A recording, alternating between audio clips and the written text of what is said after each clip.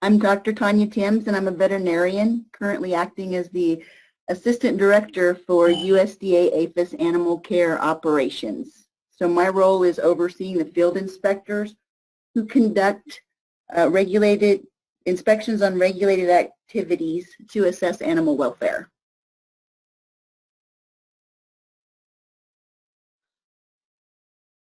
Let me see. Oh, there's another screen. Can you guys see my screen? Now your screen's back. Okay. So I'm going to talk about what animal care is, who we are, what we do, what we regulate, how we assess animal welfare, and what the requirements are.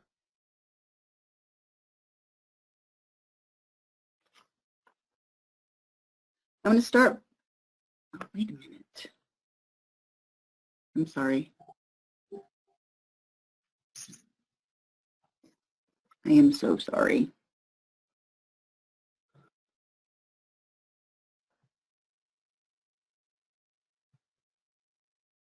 This is not right.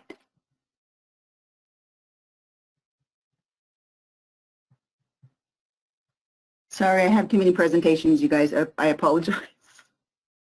There. So I'm going to pull back the lens a little bit and put us in perspective.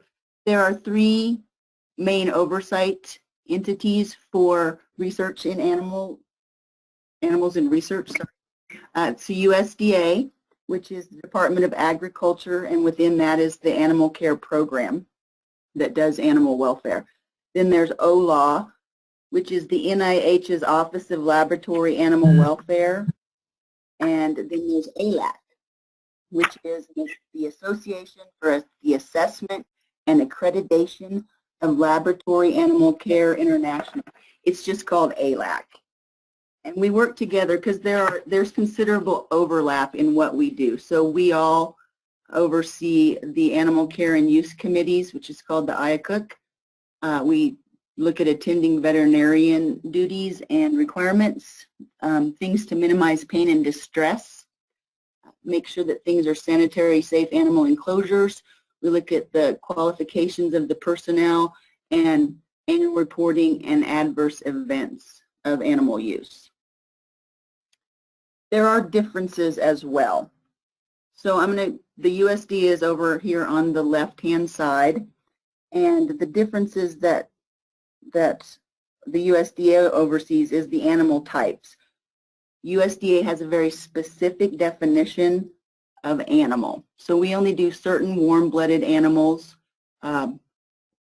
We exclude certain types of animals, whereas OLAW and ALAC oversee all live vertebrate animals, and ALAC also oversees some invertebrates. We, in the USDA, oversee research in the United States, whereas OLAW oversees people that receive public PHS funding, and ALAC is international. We also have different regulations that we go by. The USDA has the regulations promulgated from the Animal Welfare Act, and we call it the Blue Book. The USDA and OLAW fall under the Freedom of Information Act as far as transparency and access to records. The USDA does unannounced inspections on an annual basis, and unlike OLAW and ALAC, the USDA does not have any human protections specifically. So who is animal care? We're responsible for enforcing two acts, the Animal Welfare Act and the Horse Protection Act. And we also have emergency response duties for animals in disasters. I'm going to focus on the Animal Welfare Act, specifically the research facilities. Note that research facilities and transporters and handlers are registrants. So they merely have to request a registration. There's no qualifications that must be met other than having covered species and covered activities. And we'll get into that in a moment. We do have approximately 8,000 total facilities nationwide. a few statistics on animal care. In fiscal year 2019, we had 104 field inspectors, and 66 of those are veterinarians. We also had 920 registered research facilities and 160 registered federal research facilities. Last year we did 1,221 inspections, and out of those 91% were in full compliance, meaning they had no non-compliant items on their reports. And 98% were in substantial compliance, meaning that they had 3 or less non-compliant items. Now there are hundreds of regulations, and it depends on what regulations apply, depending on what species you have and what activities you're conducting. But we do consider any non-compliance a concern, and it should be addressed. But again, 98% were in substantial compliance. So the Animal Welfare Act has 3 main purposes. One is to ensure that animals used in research, exhibition, and for pets are provided humane care and treatment. Another that animals transported in commerce are treated humanely. And third is to prevent the sale of stolen animals. We enforce regulations that are promulgated for the Secretary of Agriculture to enforce, governing the humane care, handling, treatment, and transportation of animals. We call this the Blue Book. It used to be blue, the whole book, but now just a part of it is. But it's referred, if you hear the term Blue Book, that's what they're referring to, is the Animal Welfare Act regulations. It is in the Code of Federal Regulations, Title 9, Subchapter 1, or Chapter 1, Subchapter A, with 4 parts. And it provides for the humane care and treatment of animals in regulated activities. Research in the Blue Book is defined very specifically. So Part 1 is all definitions, and it'll define what research is. Just know that research covers these specific activities. So it's research, which is true research, not observational research and not field studies. It also covers teaching, except for elementary and secondary schools, testing, and experimentation. So how did the USDA get involved in the first place? I asked that myself. So a little history, it was because of pet theft and public outcry. So in 1965, I don't know if you've heard of the dog Pepper. It's a Dalmatian dog that was stolen from a family in Pennsylvania. And they suspected that it was sent to a research facility in New York. So they brought it to the attention of a New York senator. This dog was actually stolen from these people and sold into research. Then in 1966, Life had an article about the theft of pets and inhumane conditions for dogs used in research. These are mainly serum dogs, but it was, the public outcry was amazing because of this article. And in that same year, they passed the Laboratory Animal Welfare Act. Now, there have been several amendments over the years to adjust that, but now it's known as the Animal Welfare Act. It was initially placed under veterinary services in the USDA, but in the late 80s, that was made into its own program called Animal Care. Among those changes was the 1989 requirement of having an IACUC at a research facility. So an IACUC stands for the Institutional Animal Care and Use Committee. The IACUC has a lot of responsibility. The regulations outline who needs to be on the committee, what the committee must ensure, what they must inspect, what they must oversee, what documents they need to review, what records they need to keep, all to assure humane care of animals in research. A large portion of the regulations in Part 2 of that Blue Book is dedicated to defining the responsibilities of the IACUC. So this committee basically ensures that activities are in accordance with the Animal Welfare Act regulations and standards unless there's an acceptable justification for departure in writing.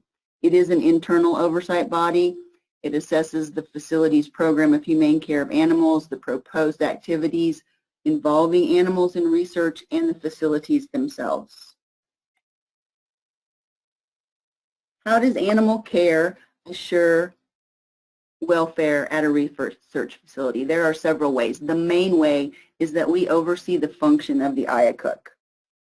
Our main role is to assess if the IACUC is doing their job. So we always say that the IACUC regulates the facility with regard to animal welfare, and we regulate the IACUC. So we assure that they're doing the proper protocol review, keeping the required records, meeting all the veterinary care requirements, and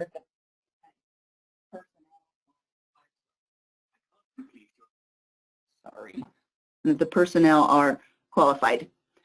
We also have inspectors that inspect the facilities and the animals. We look at the animal handling to make sure it's appropriate, and we review the animal acquisition records. Because knowing where the animals came from and where they're going, especially with respect to dogs and cats, is why the Animal Welfare Act was written in the first place.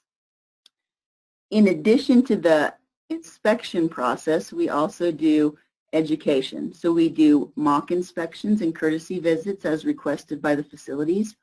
We also do IACUC training upon request by the facility. We'll have an inspector come there and go over the regulations and what's expected of the IACUC. And we also follow up on non-compliances by either calling the facility or visiting the facility to make sure that things are being addressed. And finally, we do have required reporting. The facilities send in an annual report of animal use. They also notify us if the protocol is suspended in any way. Any protocols are suspended. They are required to do semi-annual inspections. And so if there's any significant deficiencies noted on that report and they're not corrected, they notify us. Also, they ask us if it's okay to use multiple major operative procedures on animals in different protocols, and this is outlined in the regulations. So I'm going to go over the inspections just really briefly, how we do an inspection. It is based on the regulations. Our inspections are unannounced. I'm sure that most of you at a facility have enjoyed that. Frequently, the frequency is based on risk, but with research facilities, it's required by law, it's written into the law that we inspect research facilities at least once a year. We will take photographs if there's an issue, and we will document non-compliances on an inspection report. The exit interview is very important to us and to you guys to make sure that we're all on the same page, we understand what the issue was and what the expectation for resolution is.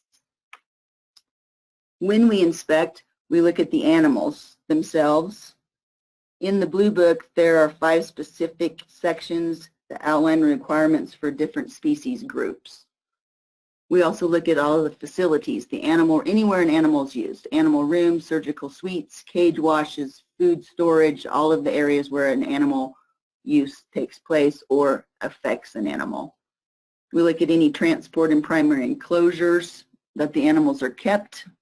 We review the husbandry and care practices, including the veterinary care practices. And most importantly, we talk to the employees. So we'll have a discussion with the investigators, the technicians, the caretakers, just to see how things are functioning. In addition to facility and animal inspections, we also review many documents. So all of the required IACUC documents, again, those are outlined in the Blue Book, but some of those are the semi-annual program reviews and facility inspections, the protocol approvals, the meeting minutes, the annual reports. We also look at the protocols ourselves to see that all of the requirements are met. Any standard operating procedures for dogs, they have exercise plans that are required. Primates need an enrichment plan. We review those and see how they're put in practice. We review the program of veterinary care. Look at animal room records. Those are usually temperatures and, individual animal comments. We look at staffing and see that they are trained appropriately and there's enough to provide the required animal care. We look at the procurement of animals and the tracking of animals in numbers. So through these inspections, the reports, the outreach efforts. This supports the mission of the Animal Care Program, which is to provide leadership in establishing standards of humane care and treatment of animals, and to achieve compliance with those standards through inspections, education, and cooperative efforts. We really do try to reach out and work with the facilities if there are issues. If you guys would like some more information about the Animal Care Program, here's some contact information for you. We've got phone numbers at the top. We don't have regional offices anymore, but we do have an office in Fort Collins and we have an office in DC. So here's the phone numbers. We also have an animal care website where you can find different resources. The regulation, the Blue Book is on there. We have an inspection guide that you can look up as well. And then finally, there's a stakeholder registry if you'd like to receive notices and updates. And I'd like to thank you for your time. Next, I'll turn it over to Pat.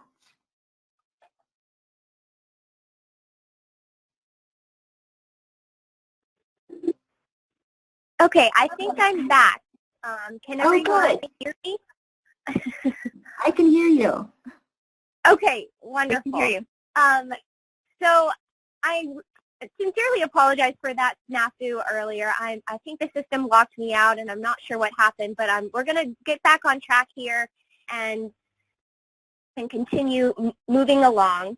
So I wanted to pick up with this flow chart in the beginning. So I wanted to go over, and I'm sharing my screen now so everyone can see this. So basically, animal research regulations that you see at the top, these are what we use to ensure that animals are properly cared for. And this webinar is going to unpack and discuss what you just heard Tanya talk about, the Animal Welfare Act on the left, and that is enforced by the USDA APHIS, Animal and Plant Health Inspection Service. And then on the right, you're going to hear Dr. Patricia Brown from NIH talk about the other larger set of laws that we usually talk about, the Health Research Extension Act, or the PHS Policy, and that is enforced by NIH Office of Laboratory Animal Welfare. Now, both of these laws make sure that they stipulate that the IACUC, the Institutional Animal Care and Use Committees, must be created, and those committees are also monitoring the health and welfare of animals. So all of these, we're going to unpack all of this, and we're going to unpack what ALAC is involved in each of these. So the first half of this flow chart looks at that's what part one is, and then the second half on IACUC and ALAC is in part two with next week, where we hope to have a little bit smoother of a transition of our webinars. But I appreciate everyone sticking with us, and I will now turn it over to Pat, and we will get started with the Health Research Extension Act. Thank you, Naomi, and thank you everyone for your patience. There's a lot of challenges these days with these kinds of virtual training opportunities. There's a handout that's associated with my presentation that includes much of the material that I'm going to present and also includes key references that the audience may find useful. To start, I want to provide some background about the National Institutes of Health, NIH. So NIH had its beginnings as a one-room infectious disease laboratory in 1887 called the Hygienic Laboratory. In 1930, the name of the lab was changed to the National Institute of Health and received congressional funding to construct 2 buildings and create a system of fellowships. Since that time, the NIH research laboratories, called the Intramural Program, have grown to include approximately 6,000 scientists, and that represents about 10% of the NIH's $41 billion budget. The grant-making part of NIH, the Extramural Program, has grown to support over 2,500 institutions with over 400,000 scientists and research personnel in the U.S. and worldwide. NIH receives approximately 70,000 applications a year and awards around 40,000 new and continuing awards annually. Next slide. Between 1930 and today, NIH went from a single institute to 27 institutes and centers. Each has its own specific research agenda, often focusing on particular diseases or body systems. All but 3 of these components, those 3 appear at the bottom of the slide, receive their funding directly from Congress and administrate their own budgets. The NIH Office of the Director plays a major role in shaping the NIH's research planning and activities and is responsible for setting policy for NIH and for planning, managing, and coordinating the programs and activities of all of the NIH components. One of the offices in the Office of the Director is the Office of Extramural Research, where my office, the Office of Laboratory Animal Welfare, sits. The Office of Extramural Research provides the framework for NIH's research administration and provides oversight of NIH's multi-billion-dollar research grant portfolio. So what about OLAW? I think this excerpt from the OLAW mission statement captures what we do and why. To ensure the humane care and use of animals in public health service-supported research, testing, and training involving animals, and thereby contributing to the quality of research.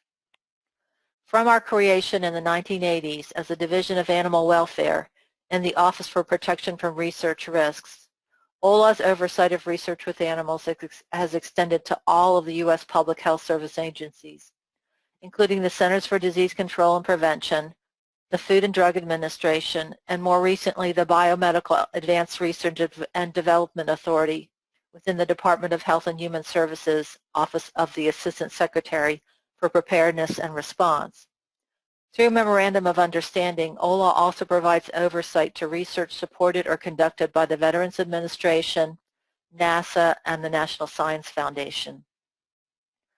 By what authority does OLAW carry out its mission? Well, the law that allowed the creation of what we know as the Public Health Service Policy on Humane Care and Use of Laboratory Animals was the Health Research Extension Act of 1985.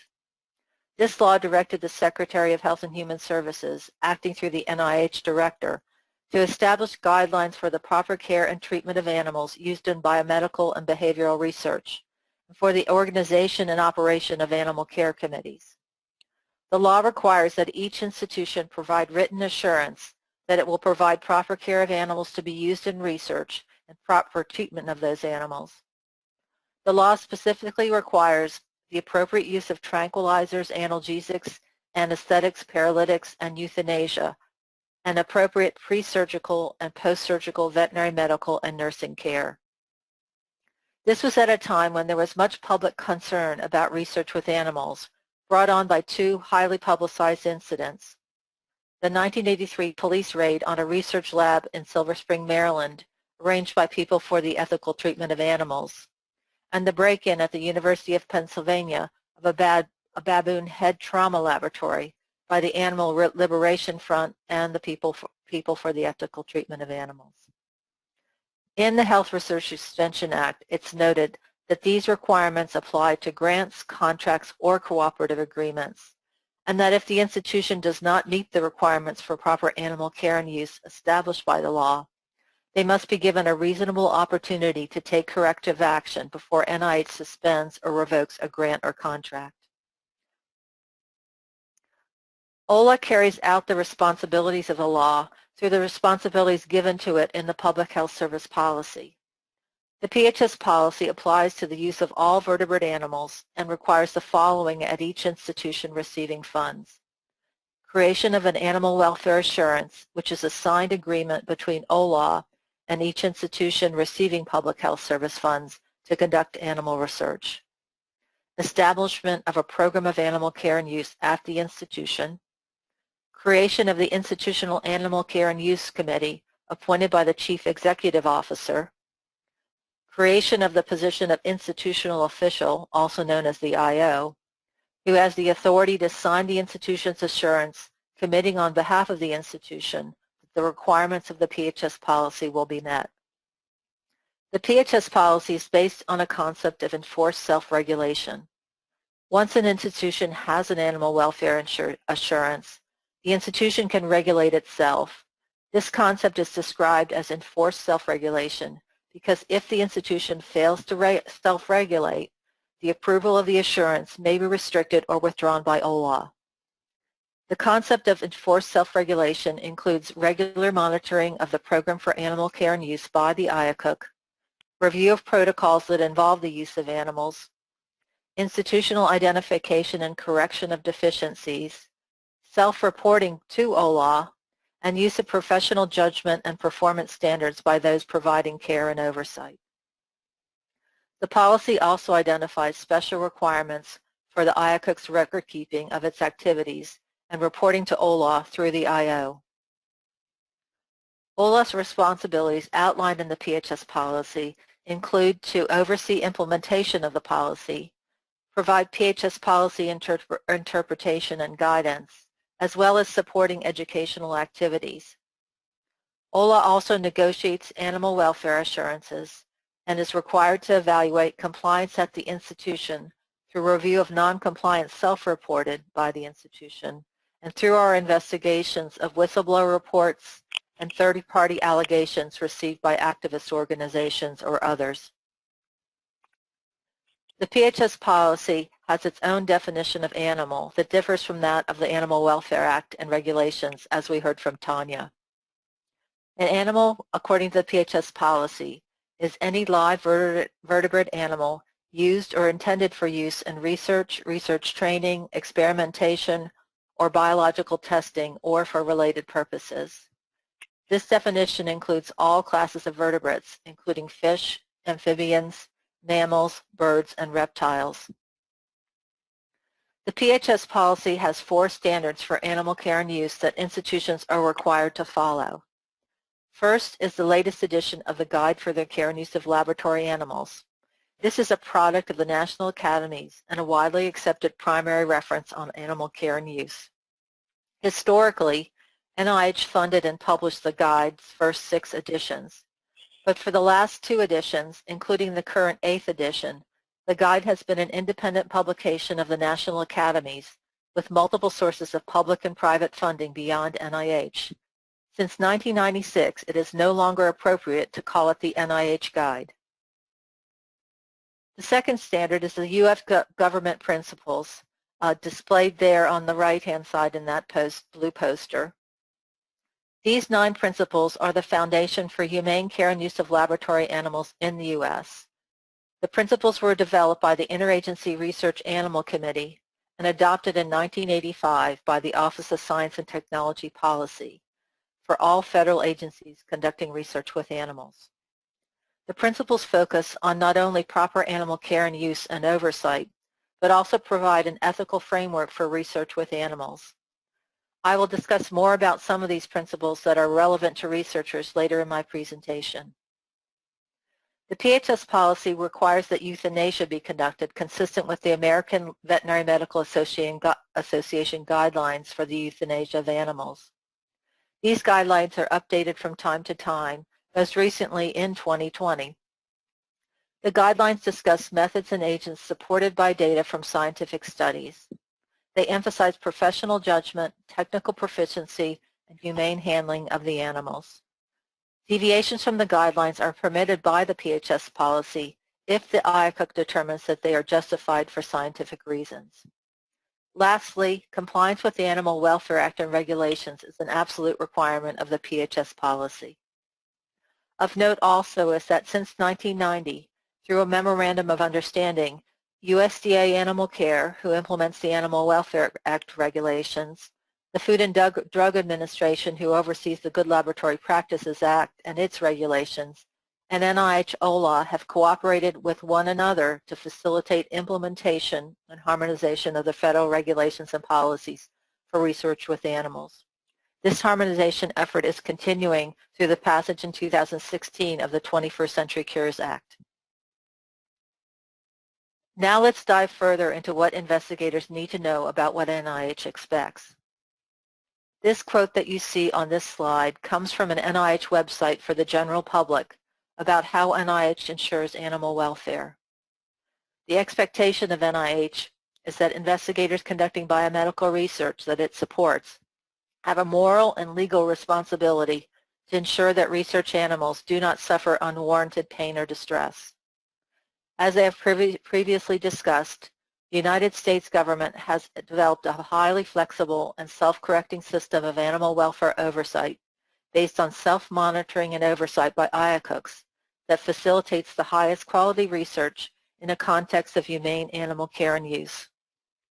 The system relies on the foundation of professional judgment and performance standards.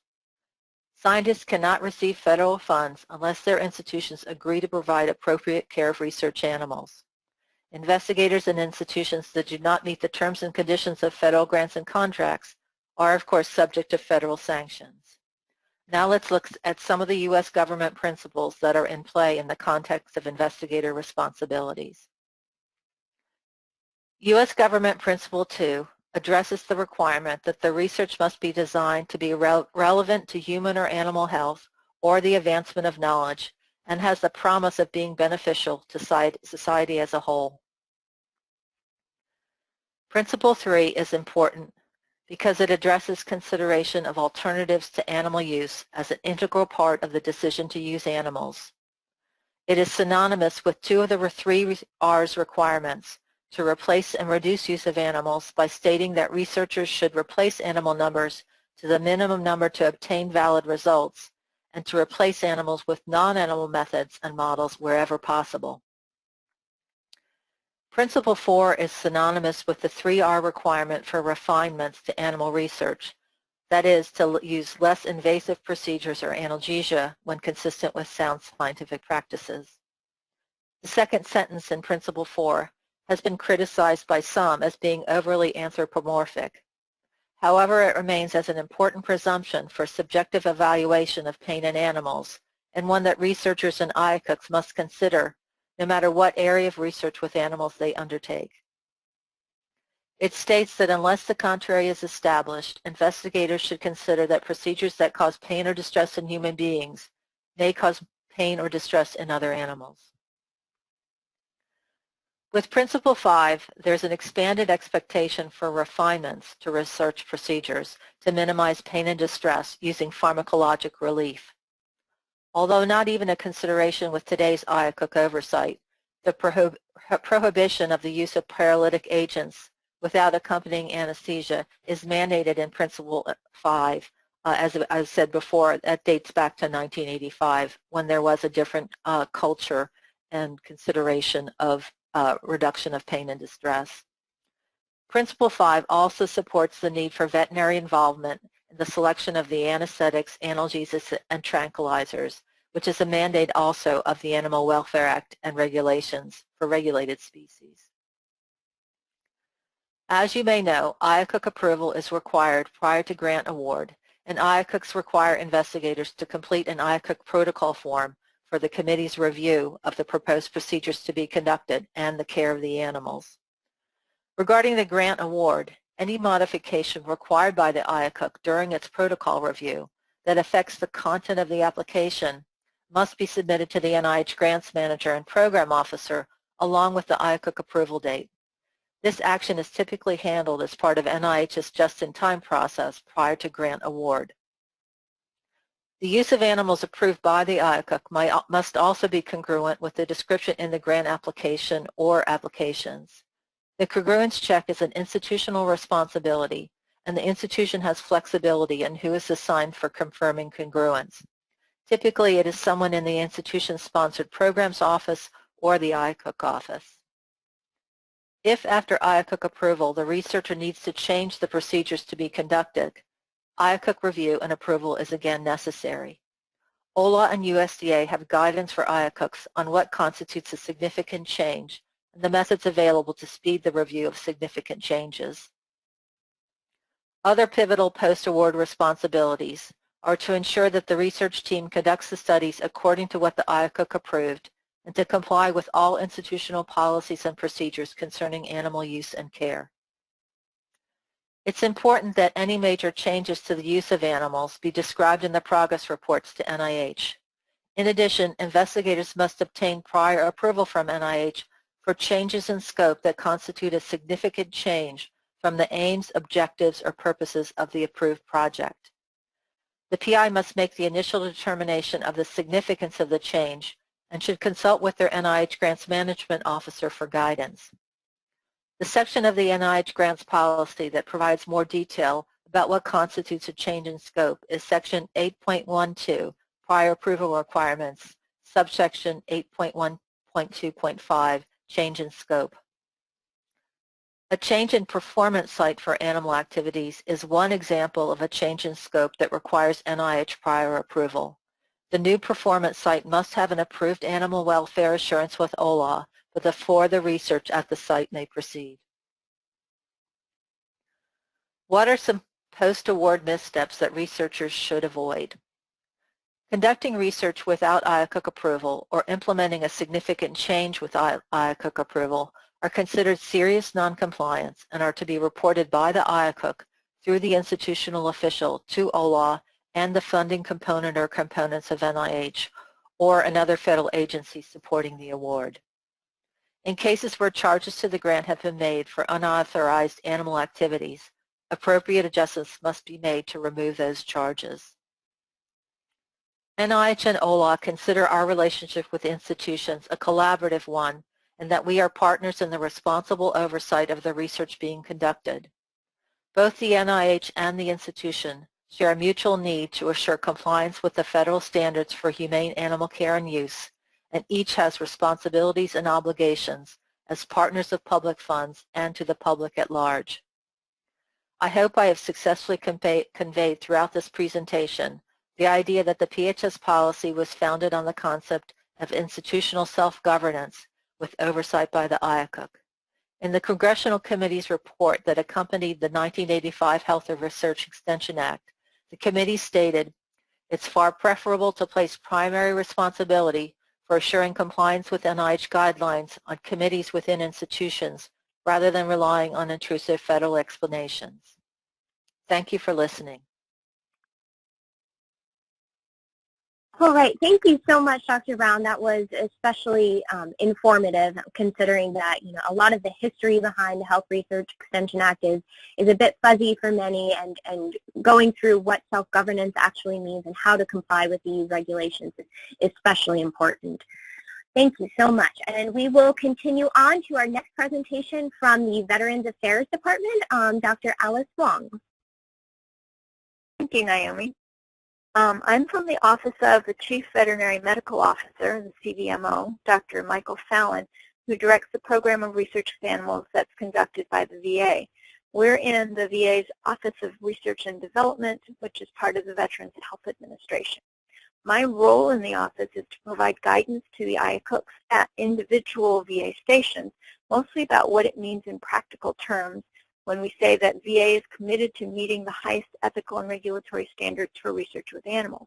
And that's why Naomi asked me to tell you about VA's requirements for research with animals and how they relate to the requirements of USDA and OLAW that we just heard about. VA is a federal agency, so in that sense it's like USDA and OLAW, and it has policy that applies to a large collection of research programs just like USDA and OLAW. But as an organization, it's really midway between those kinds of oversight entities and the individual research institutions that they oversee. Each of the VA stations functions as an individual research institution with its own local IACUC, its own policies and program of animal care and use. But then VA as a whole also functions both somewhat like a single giant research institution with its own VA-specific policies and answering to the external oversight entities, and somewhat like a funding and oversight entity. So the VA awards research funds and sets agency-wide standards and policies and coordinates and harmonizes the VA stations. And then besides all that, the VA has its own specific office for overseeing compliance with VA requirements. So VA policy about research with animals reflects this combination. VA mainly requires compliance with the Animal Welfare Act and regulations, PHS policy, and ALAC rules of accreditation, just like any other research institution in the country. And VA regards the ultimate authority for interpreting those requirements to be whoever published and administers the requirement. Part of the VA's requirement is compliance with the USDA Animal Welfare Act and regulations. But a big part of the requirements is actually compliance with PHS policy. So VA actually has an agreement in place, which Dr. Brown mentioned, for OLAW to oversee all of VA research with animals regardless of whether PHS funds are involved. And as Dr. Brown said, the compliance with the USDA Animal Welfare Act and regulations is actually part of PHS policy. Besides that, PHS policy also incorporates the U.S. government principles for the utilization and care of vertebrate animals used in testing, research, and training, so that's part of what VA requires. PHS policy requires adherence to the AVMA guidelines, and so VA requires that. And PHS policy requires adherence to the provisions of the guide for the care and use of laboratory animals. Besides all of that, VA only allows research with animals to be done in facilities that maintain full ALAC accreditation. Those rules include elements other than just compliance with PHS policy, and they'll be discussed more in part 2 of this webinar next week.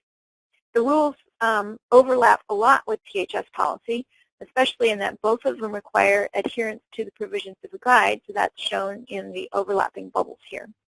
And this importance of accreditation is so great to the VA that VA Central Office covers a contract to pay for the ALAC accreditation services for all of the individual VA stations.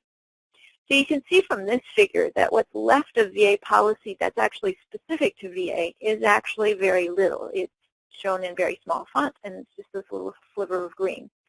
So the rest of my presentation is going to be focused on that little sliver of green that is VA specific.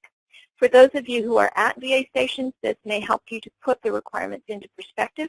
And for those of you who happen to collaborate with investigators at VA stations, I hope this will help you to understand what the extra VA specific bits are about. The little sliver of additional requirements that are set by VA relates to VA structure as an organization made up of 70-plus separate research programs. So there are 2 functions here. One is that these specific requirements have to do with setting agency-wide standards, just as individual institutions set their own standards. The other VA-specific requirements have to do with trying to coordinate and harmonize the stations across the country, given that the 70 stations include a huge variety in terms of the sizes of the programs, how they collaborate, who they collaborate with, how much experience they have, what species they use, and what research topics are covered.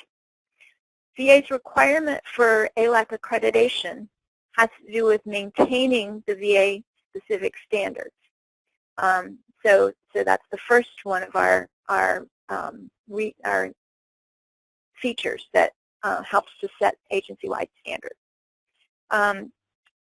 And so these are standards that are sort of more general, but not in conflict with the Animal Welfare Act regulations or the PHS policy. It also requires each station to have a local R&D committee, which is responsible for overall oversight of the local VA research enterprise. This is something that most non-VA institutions don't have. It's up to this committee to decide what counts as VA research locally. And that's a definition that is often broader than what some universities use, because it includes not only all the research supported by VA funds, but also all the research that's conducted on VA property or research that's conducted by personnel on VA duty time. And it also includes all the research that uses VA resources. And that last one's pretty fuzzy, and the interpretation is left up to the local R&D committee to decide. The R&D committee then reviews all of the individual projects that do count as VA research for appropriateness to VA's mission, which is to focus on health issues that affect veterans. The R&D committee coordinates the work of the IACUC, the IRB, and safety, all of which VA considers to be subcommittees of the R&D committee. It oversees that they function effectively, and it provides confirmation to the investigators that all the reviews have been completed before work begins. VA also has a few special requirements for protocol review that have to do with maintaining VA standards. We have our A-Corp form, just like many institutions have their own forms. VA requires that 2 primary reviewers, not just one, be involved in the review of each protocol that needs to be approved by the IACUC. And then the VA has a secondary review process, which is another level of review by the Office of the CVMO after local IACUC approval has been granted. This is to help harmonize the standards that are applied by the IACUCs across the agency and gives our office a chance to provide guidance and suggestion to the local IACUCs on improving the protocols. Some of them can benefit from some additional scientific or veterinary expertise that's available from our office. And many of the IACUCs we've found benefit from the perspective of the reviewers as knowledgeable outside observers. So we're not used to your local special features of your program or the individual people involved or anything like that. And so we can see more clearly how the language in the protocols might come across to the public. And so that has been an important contribution, we hope. And this secondary review is required by VA for all protocols. This for many years has been required for all protocols that receive VA funding. In the past few years, this has been expanded to include all protocols for work with cats, dogs, or non-human primates, regardless of the funding source, because these are more species that the public is more sensitive to, and so it has been important to us to provide an extra layer of oversight to those. For VA-funded work, the secondary review has to be completed before the funds will be released for the work. And for the other research, if it's not VA-funded, the VA requirement is that the work can't start until the secondary review is completed. VA also has some special requirements for collaborations between VA stations and other institutions. So if both parties hold PHS assurances, OLAW says it's fine for one or the other IACUC to review and grant approval to the work, and you don't have to involve both of them. But because of the variety of collaborative relationships that VA stations get involved in, VA requires the CVMO to approve before the VA will accept the approval of the other IACUC to take the place of the VA's own IACUC approval.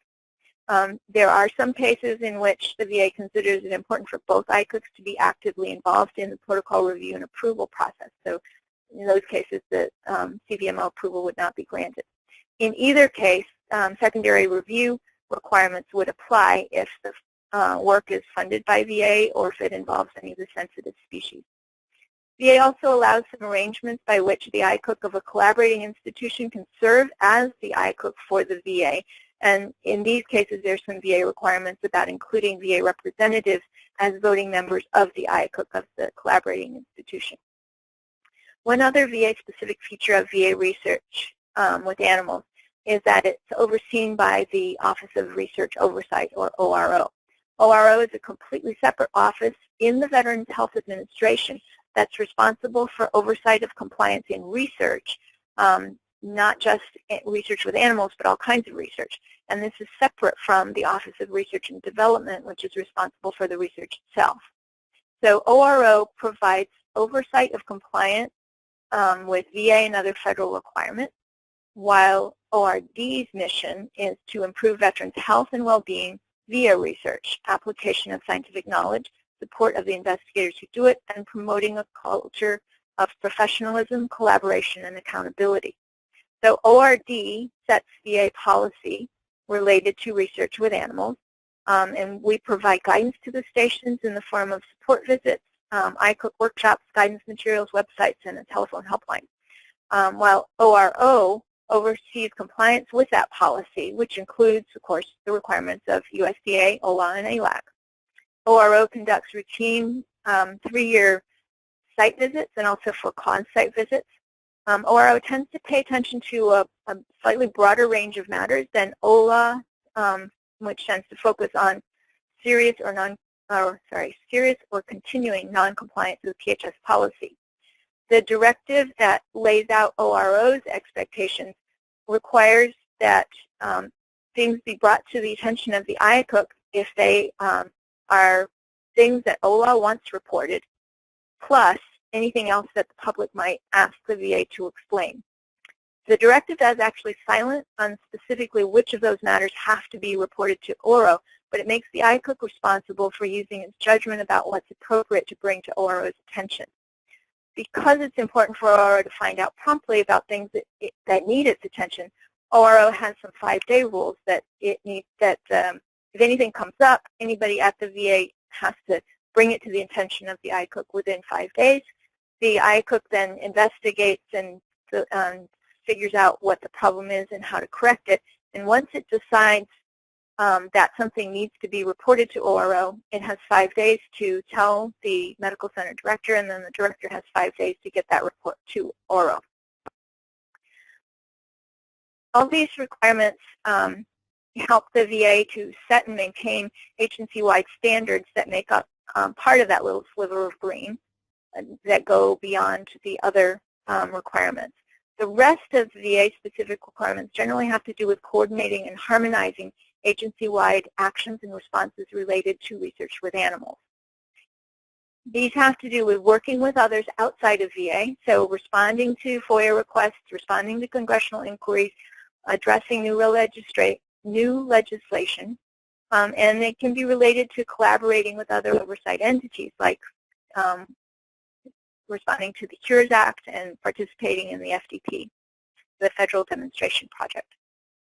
In order to do this kind of coordination and harmonization, our office has to be well informed about what's going on at the local level. So because of that, VA requires that semi-annual reports get sent to the office of the CVMO, that we get alerted to any matters of potential public interest, just because it's so much better if we know about something before PETA comes and asks us about it. And then we also ask for copies of reports that do get sent to oversight entities. The bottom line is that VA's requirements are mainly that VA stations comply with the requirements of USDA, PHS, and ALAC. The few VA-specific requirements reflect the VA agency-wide commitment to meeting the highest ethical and regulatory standards and the role of the Office of the CVMO in coordinating and harmonizing the individual programs that make up the VA station. So if you're in the VA system and you have questions about VA policy, please feel free to contact me directly. Email works best right now with all the COVID-19 measures being taken. If you are collaborating with someone in the VA system, your VA collaborators should be prepared to help you with the bits of VA-specific requirements that might apply to you. Now I'll turn this back to Naomi. Thank you very much. Thank you, Alice. That was terrific. I mean, one of the main reasons I was interested in having the VA's perspective is there's not a specific law that says this is how VA is going to regulate animal research. So I was curious how they fit into the Animal Welfare Act and the PHS policy. So that was a great overview of how VA goes about animal research regulations. Thank you so much. And I understand that we are over time, but if you are still willing to, and if granted of our speakers are still willing to bear with us, take a few questions, I will turn this over. The instructions are online. You can type in your question in the white box here and hit send, and I can receive them on my end and read them out loud to our speakers. So we have several questions coming in. Well, first was a lot of, I can't hear you, I can't hear you. Hopefully that was fixed now. We have a question. The USDA does not oversee all research facilities, only those housing covered species. I guess, Tanya, if you wanted to touch on that. What was, I don't understand what the question is.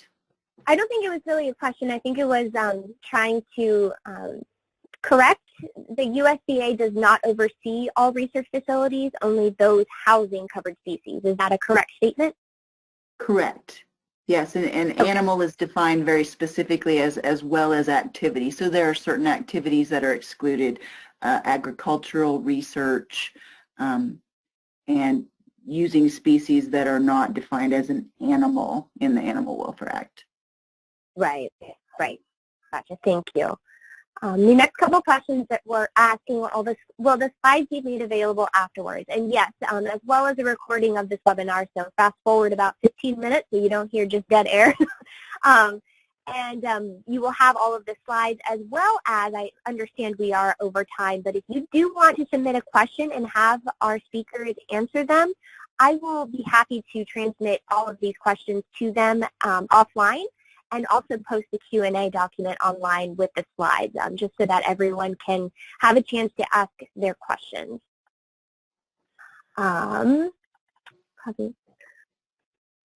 Someone was, is there ever a time when the IACUC approval can be pending, such as a third-year award, while the bench work is conducted to eventually move to an animal?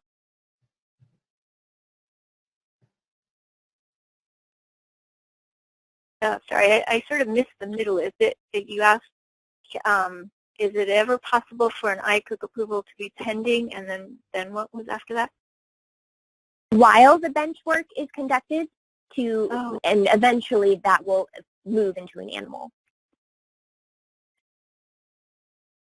This is Pat. I think I can talk about that in terms of what an NIH expects. So if the grant is pending award, and it's indicated as part of the application that the animal activity will be delayed and will not start within the first year, then there can be a restriction put on the award that just allows the rest of the work to continue, and that IACUC approval will be obtained at a later time. And that is something that happens typically towards the end of the fiscal year with NIH, when a lot of awards are being made, and it's difficult to get all those IACUC approvals taken care of. So the NIH grants managers are allowed to put a restriction on the grant award that clearly states that the animal activities cannot begin until IACUC approval is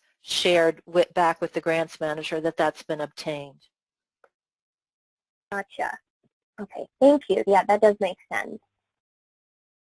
We got several comments thanking for the use of the flowcharts and the graphs and diagrams. It really painted a good picture, so we got several compliments on that, and it will all be available online once the recording is up. A couple other questions as we wrap up. I want to respect everyone's time, and as we're practicing social distancing here at home. For Tanya, how do research facilities ensure that anyone handling animals are qualified?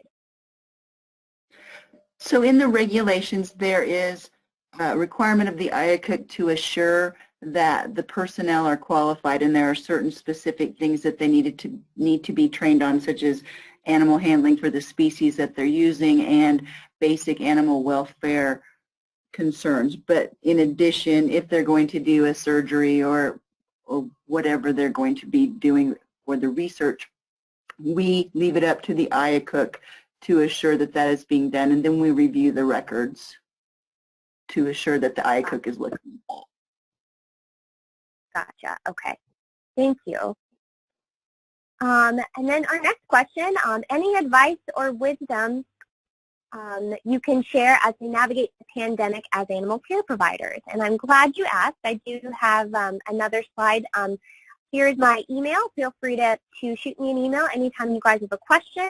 But I also have developed a list of COVID-19 resources outlined by the federal agencies that are gracious enough to give us our time today. USDA APHIS has developed a frequently asked questions. NIH has several resources that I encourage you to use, including one that updates in real time for researchers, as well as a webinar that happened last week on this pandemic. The VA also has an FAQ sheet that people can access. So I encourage you to look at these resources. These will be available on the website as part of the slides. So just wanted to make you aware that the federal agencies are working hard on behalf of biomedical researchers, and they are working around the clock to ensure animals are being maintained and cared for. May I say something? Yeah, of course. Okay, I just wanted to say that for VA, the emphasis is that the COVID-19 is a terrible situation, that it's really important for people to stay safe, and it's really important for the animals to be cared for. So there's a big effort being made to provide as much flexibility as possible, but that does not mean disregarding regulatory requirements, because most of those are in place for a reason, for the reason of protecting people and animals. So if you have questions, please contact our office, and we're working as hard as we can to make possible as much flexibility as the safety of the people and the animals will allow. Absolutely. And this is Tanya. I just wanted to say I would highly recommend that recorded webinar on the NIH platform. The USDA APHIS platform is good, but it's not animal care specific. But I have watched that recorded webinar on the pandemic contingency planning, and it's really good, answers a lot of questions. Thank you. This is Pat. Thank you very much for that endorsement. And I wanted to mention too that in that recorded webinar, Dr. Robert Gibbons from USDA provides the USDA's guidance on how what they expect, and also how they're conducting inspections going forward with COVID-19. And again, I encourage you all to take a look at that webinar if you haven't had a chance. There is a transcript associated with it, and there also are a series of questions that came in during the course of the webinar that many of you may find of interest. Absolutely. Thank you so much, Pat. And we really appreciate all three of your work. I mean, we know that it's just a crazy time right now, and that you're probably not getting much sleep, but we hope this was a little bit of a relief to get your mind off of something other than the pandemic going on right now. So on that note, I know we do have several other questions, but again, get them in right now. I can leave this up for a little while longer, and I will collect all of them and distribute them to the three speakers, and they can answer them on their own time. And check back on the FASEB website. We will have them available along with a copy of all of these slides and resources. So I appreciate everyone's attention, and again, your patience with the technology snafu, but thanks for sticking with us, and we hope that this was wonderful and informative webinar. Thanks so much.